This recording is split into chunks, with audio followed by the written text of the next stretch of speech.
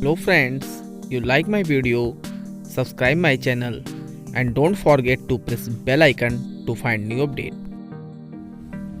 Friends, a letter to God chapter में second part में हम लोग यहां से अध्ययन करेंगे। The following Sunday Lencho came a bit earlier than usual to ask if there was a letter for him. Following Sunday मतलब होता है अगले रविवार को। लैंचो केम अ बिट अर्लियर, अरे होता है पहले, थोड़ा जल्दी कह सकते हैं। अ बिट मतलब होता है थोड़ा। लैंचो थोड़ा जल्दी आ गया। देन यूजुअल टू आस्क, हमेशा की तरह पूछने के लिए, if there was a letter for him, उसके लिए कोई पत्र है। It was the postman himself, वह स्वयं डाकिया था। Who handed the letter to him, जिसने उस पत्र को उसे दे दिया। व्हाइल, जबकि the postmaster experiencing the contentment of a man, एक संतुष्ट व्यक्ति के भावों को महसूस करने लगा। हु, जिसने हैज परफॉर्म, जिसने पूरा किया था, अ गुड डीड, एक अच्छा कार्य। Looked on from the doorway of his office, वह अपने दफ्तर के दरवाजे से ही सब कुछ देख रहा था। Lencho showed not a slightest surprise, Lencho ने शोड नॉट नहीं दिखाया, स्लाइटेस्ट सरप्राइज होता है ज्यादा आश्चर्य, ज्यादा खुशी। लेंचो ने ज्यादा खुशी नहीं दिखाया ऑन सीइंग द मनी, पैसे को देखकर। सच वाज हिज कॉन्फिडेंस, प्रायः उसका विश्वास था।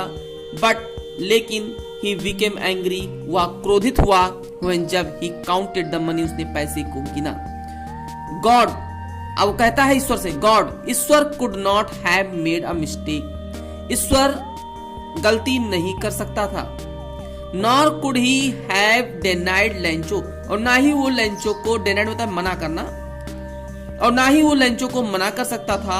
व्हाट ही हैड रिक्वेस्टेड, जिसके लिए उसने ईश्वर से प्रार्थना किया था।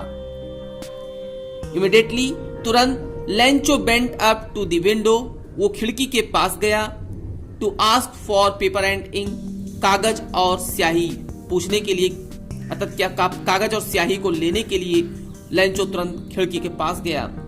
On the public writing table, और सार्वजनिक मेज पर ही स्टार्टेड टू राइट, उसने लिखना प्रारंभ कर दिया, अर्थात दोबारा उसने एक पत्र लिखना प्रारंभ कर दिया।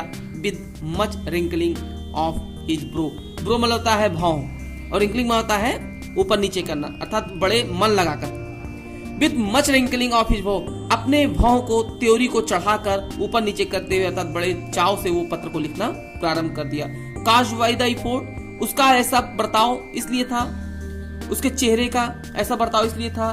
द इफोर्ट, वो अपने प्रयास को, he had make express his ideas, वो अपने विचारों को एक्सप्रेस बनाता है, व्यक्त कर रहा था। व्हेन, जब ही फिनिश्ड, उसने पत्र समाप्त कर लिया।